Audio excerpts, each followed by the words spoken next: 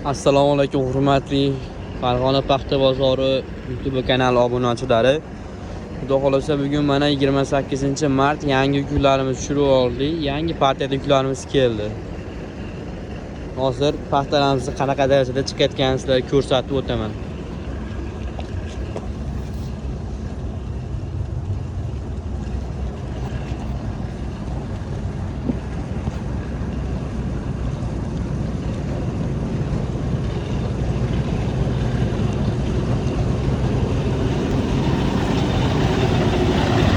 Paxtalarimiz qanaqa darajada sifatli, a'lo darajada chiqyapti.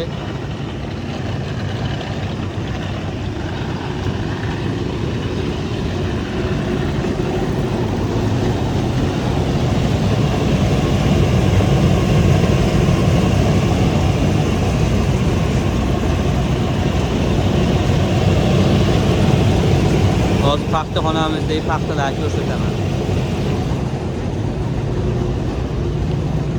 Pakas ko'pligidan paxtalar ham oldin masjidlar ponni to'lib turardi. Hozir mana 3 xodor qolgan xolos paxtamiz.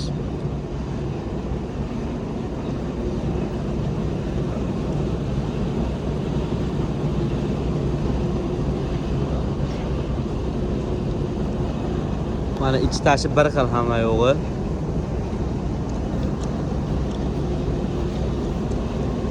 O'rama bo'lmagan, hamma yo'g'i bir xil.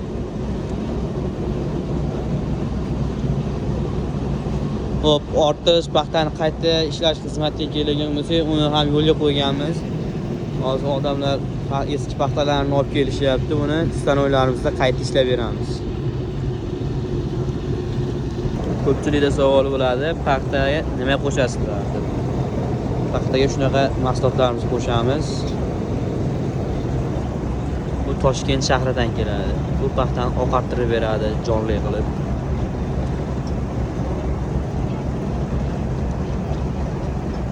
Bunaqa yukdan ham katta ob'yomda, katta partiyada tushirganmiz.